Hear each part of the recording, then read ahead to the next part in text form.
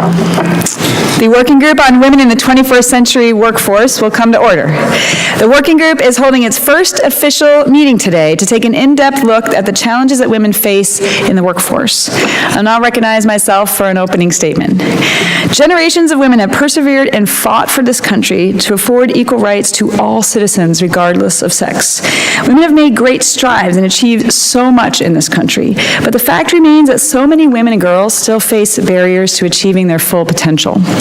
It's been illegal for employers to discriminate based on sex since the enactment of the Equal Pay Act in 1963. However, recent Labor Department statistics show that when comparing median salaries for all jobs, women still make less overall than men.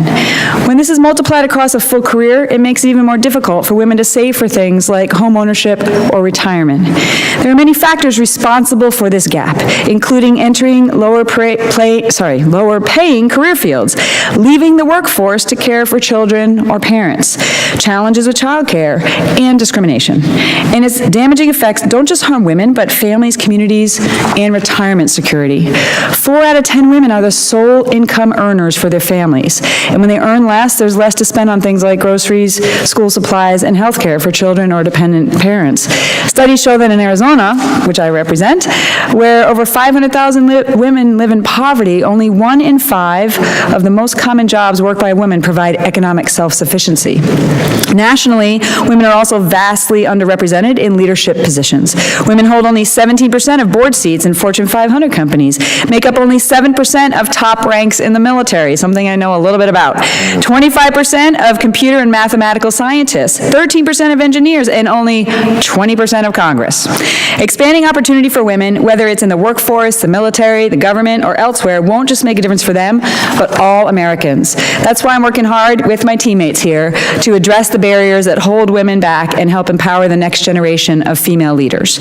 As part of this effort, over recent weeks, I've met with women in Southern Arizona who are leaders in business, nonprofits, public services, and more to hear about the barriers they've encountered. I've heard firsthand how women are still facing challenges such as pay disparities, getting passed over for much-deserved promotions, and the unrealistic expectations that we have from society on them. Many women today are struggling to balance the competing demands from their workplace and their families. They are expected to do it all, and quite frankly, they're exhausted. As if these demands are not enough, many of these women have encountered real biases and discrimination. It makes it even harder to succeed. Whether bias or discrimination are found, we must make every appropriate effort to identify and eliminate it. This includes instances where biases and discrimination may be unintentional or unconscious.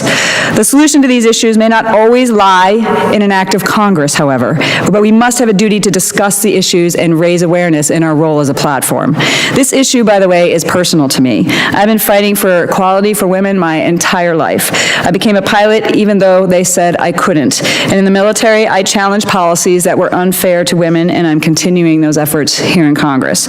In the nearly 100 years since women earned the right to vote, we've come far, but I think we have a long ways to go. Our country is founded on the principles that we pick the best man for the job. Let me say that again. Our country is founded on the principle that we pick the best man for the job, even if she's a woman. It's time we made that idea a reality, and we still have a lot of work to do. With that, I want to welcome our witnesses, and I look forward to their testimony. Before I do that, I want to now recognize the chairman of the Republican Policy Committee, the gentleman from Indiana, Mr. Messer, for any opening statement he may have.